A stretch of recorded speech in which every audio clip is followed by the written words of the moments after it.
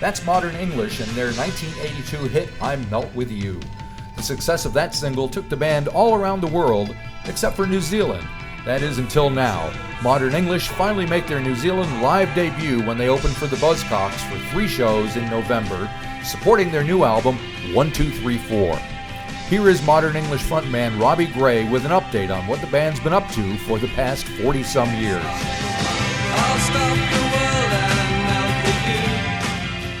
Well, the good thing about it is that we've still got 4 of the original members. Right. I mean, that's pretty amazing for any band, I think, at this stage.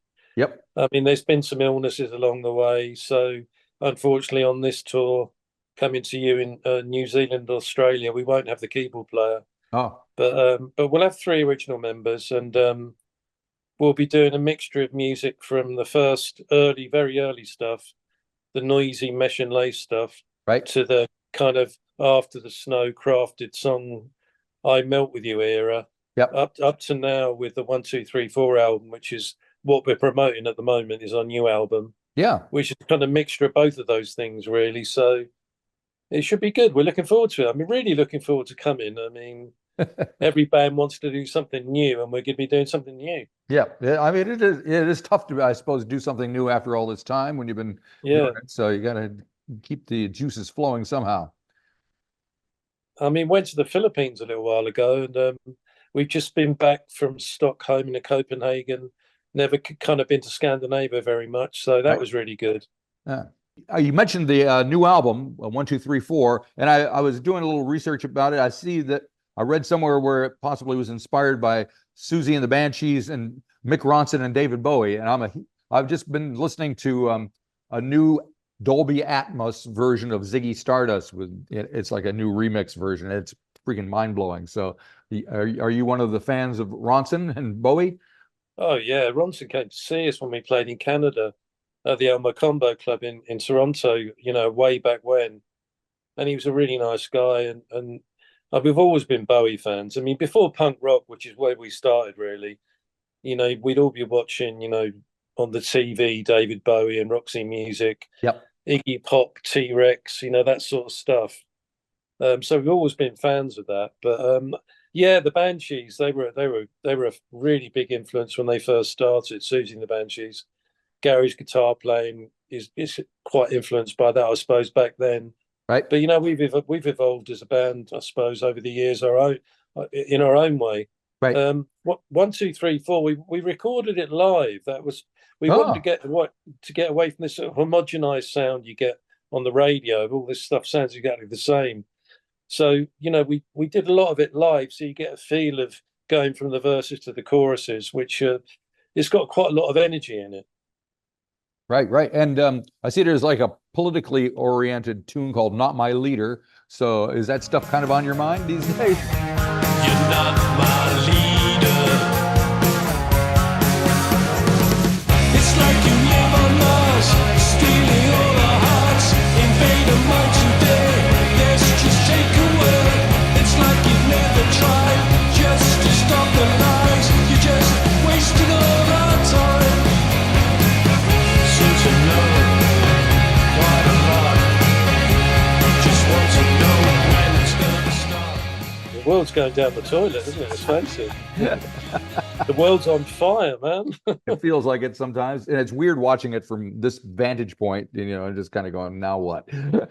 Yeah, I know. Well, you've got the whole kind of American politics thing, which is never very stable, is it? Let's face it. Yeah. And then you've got, you know, Europe, which is going, you know, towards the right, even though in England we've just got a new Labour government. But I mean, they're just centre ground these days. They used to be a left-wing government. They're not anymore.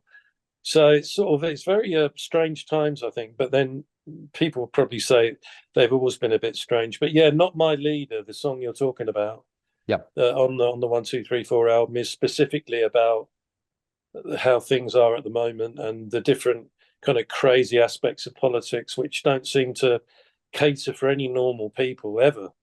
You know, it's just a sort of power struggle amongst people of the elite and nothing to do with anybody else. That is definitely what it feels like. Yes. I mean, You know, it doesn't seem to matter. The up and the top, they're all interchangeable, and it's not going to change my life. Doesn't mean anything at all to the working person on the street. Nothing. Yep. And there was another track I wanted to touch on. I've written it down. I don't know if I can read my own writing. I Know Your Soul, I think it's called. Track 7 on the record. I kind of like that. It's kind of stood out for me. I don't know why. It's got this sleek, kind of cool vibe to it. I'll see you in the morning when the sun is on your face. I'll see you in the evening when the moon is on the lakes. And if it's not the right time, we'll find another place. I'll see you in the morning as we greet another day. I know your soul. Of all the songs on the album, that's the most kind of old-fashioned in a way. All right, Classic that's me. songwriting. Yeah, you know, I could see that song on the After the Snow album, When I Melt With You. You know, Yeah, it's got that sort of songwriting, classic songwriting feel to it. I think is what you're hearing. right. Yeah, okay. And you mentioned that it was kind of produced or recorded live. Did that make a difference to you when you're making the record and thinking about it? And do you think it injected a bit of more energy into things? Oh yeah, definitely. We wanted to. Well, that's exactly why we did it, to get the energy level Right. high. Yeah. And to try and experiment in the rehearsals and recordings.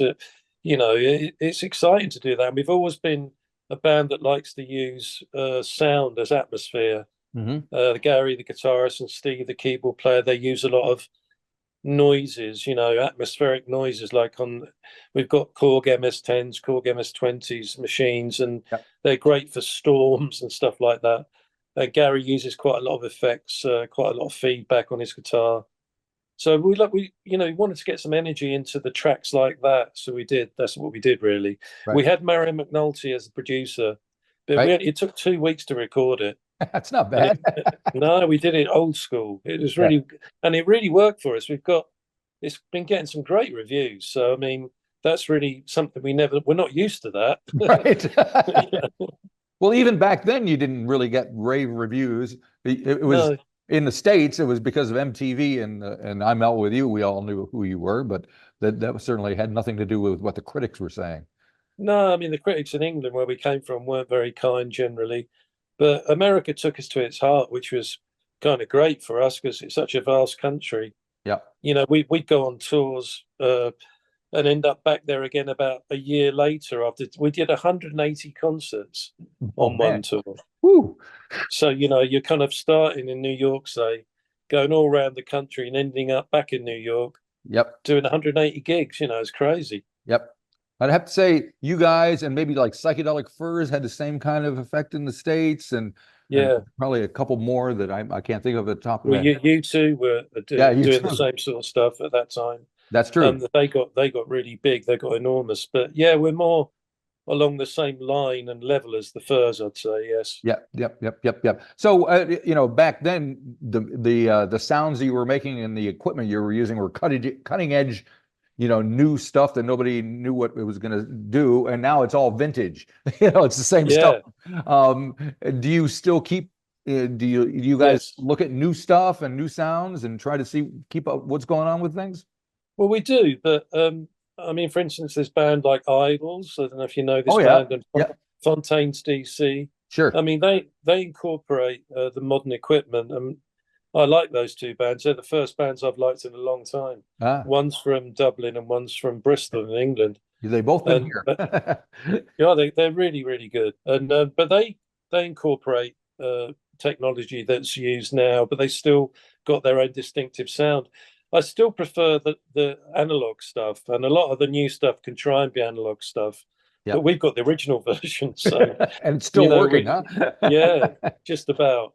I mean, it's just a question of what you want to do, really. And we use Logic, the music program, to write on, to write songs on. So we are using technology, but when it came to this album in the studio, we did it almost like we would have done in the 80s. Yeah, very cool. And of course, you're kind of lumped into the post-punk thing, which here in New Zealand That you can't beat that, because that's kind of what the Flying Nun sound was all about as well. So, you know, as soon as people hear that that's what you're affiliated with, it's half the battle right here. Yeah, well, we were there when it happened originally. It didn't have the name post-punk then. Right. It was just, well, you formed in what, like 77, right? yeah, I mean, it was punk rock that started everything, but all the bands that came out of punk rock that decided that was over and started making their own sounds, like Joy Division, The Cure, Gang of Four. Wire. And we were part, Wire were brilliant. I loved Yeah. Wire. But we were part of that. And, Yeah. we were just experimenting, really.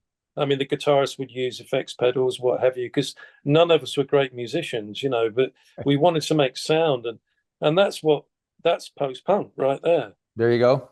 So were you worried when I Melt With You became a big hit in the States that it kind of ruined your cred as far as being, It kind of didn't really. I mean, people still consider that to be a post-punk song, right? A new wave classic, Yep. dark love song. So that, for us, it pays all the bills. I'm sure. It gives us the chance to come to New Zealand. I Melt With You. So we'd never come otherwise, or to Australia. It's been in so many films, so many adverts. What's the weirdest thing it's been licensed to? Well, I don't know about weird, but I've seen it played on a harp on YouTube. Oh, okay. And choirs singing it on YouTube. That if you go to YouTube and tap in "I Melt With You," you find 100 different versions of it, by different people. So, and it's been in a good film, which it never got any good reviews, did absolutely nothing. But it's a film with Jeremy Piven and Rob Lowe, and it's called "I Melt With You," the film. Oh. And it's based on the French movie Le Grand Boeuf. And in that film, everyone eats themselves to death. And this film, everyone takes drugs and, dies eventually along the journey. It's a good film. I like it. Check it out. It sounds pretty wild. It's done by a guy who did a lot of videos in the 80s and did U2 and stuff like that. His name escapes me at the moment, but you can check it out. It's good. I think I know in my head who you mean, but I will. Yeah, that sounds very cool. I got to check it out. And just touching on, you guys relocated for a while in New York City. I'm wondering. No, that's not true. Say that. Okay, it says so in Mick, Wikipedia. Mick, the bass player, went to Brooklyn for a couple of years. Well, it seemed odd. And he's now moved back to upstate New York. Okay, that's where I'm from. Yeah, lives near. Oh God, what's it called? Rhinebeck, round that way. Rhinebeck, yeah, I know where that is. So he lives near there, around there. It's a bit like England up there. Yeah, it's green. Yeah.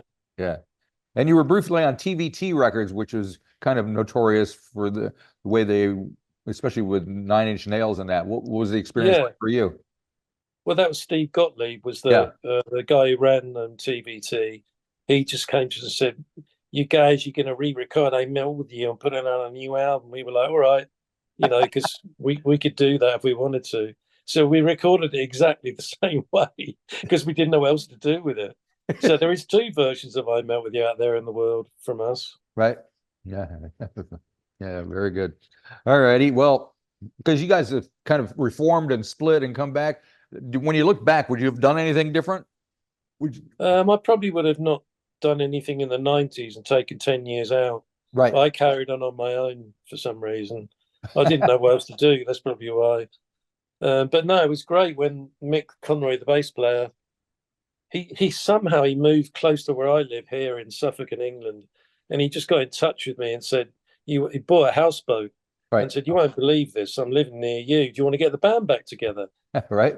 I picked myself back off the floor and said, "Are you sure about this?" And he said, "Yeah." So that's kind of what happened. That was around 2010, 2011. Right.